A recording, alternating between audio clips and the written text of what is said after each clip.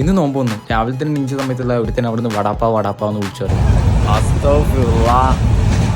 മാത്രമല്ല എൻ്റെ മൊത്തം ചിരിയാണ്ടാന്ന് വിചാരിക്കും എനിക്കെന്തോ ലോട്ടറി അടിച്ചിട്ടുണ്ട്. പക്ഷേ നേരെ തിരിച്ചാണ് കാര്യം നമ്മൾ ആദ്യം തന്നെ ട്രെയിനിൽ കയറിയപ്പോൾ ശൗചാലയത്തിൻ്റെ അവസ്ഥ എന്താ നമുക്ക് കുഴപ്പമില്ലായിരുന്നു. പിന്നെയാണ് കണ്ണൂർ റെയിൽവേ സ്റ്റേഷനിലാണ് എത്തിയെന്നുള്ള കാര്യം ഞാൻ അറിഞ്ഞു. മാത്രമല്ല പുറത്തിറങ്ങി ഒരു 5 മിനിറ്റിൻ്റെ അടുത്ത് എൻ്റെ വീഡിയോക്ക് വേണ്ടിയിട്ടുള്ള വോയിസ് ഓവർ ചെയ്യുകയും ചെയ്യും. പിന്നെ ഒരു ഒറ്റക്ക് എടുത്താണ്. പിന്നെ അത് മാത്രമല്ല രാത്രി തണുത്ത സമയത്ത് ഞാൻ എണീച്ച് ജാക്കറ്റ് ഇടുകയും ചെയ്തു. പിന്നെ കുറച്ച് കഴിഞ്ഞപ്പോൾ TT വന്നപ്പോൾ ഞാൻ എണീച്ചത്. സ്റ്റിൽ നിങ്ങൾക്ക് എൻ്റെ മുഖത്ത് TT സീറ്റ് തന്നതിനുള്ള സന്തോഷം കാണാൻ പറ്റുന്നുണ്ടാവും. അതിൻ്റെ അപ്പോഴാണ് ഞാൻ എൻ്റെ ഫോൺ തപ്പിയത്. നോക്കുമ്പോൾ എൻ്റെ ഫോൺ കാണുന്നില്ല. ശരിക്കും ആ കണ്ണൂരിൽ നിന്ന് വോയിസ് ഓവർ ചെയ്യുന്ന സമയത്ത് എൻ്റെ ഫോൺ മിസ്സായി പോയിട്ടുണ്ട്. പക്ഷേ എൻ്റെ ചിരിയൊക്കെ കണ്ടു കഴിഞ്ഞാൽ നിങ്ങൾ വിചാരിക്കും ഞാനിതെന്താ കെയർ ചെയ്യാത്തതെന്നില്ല.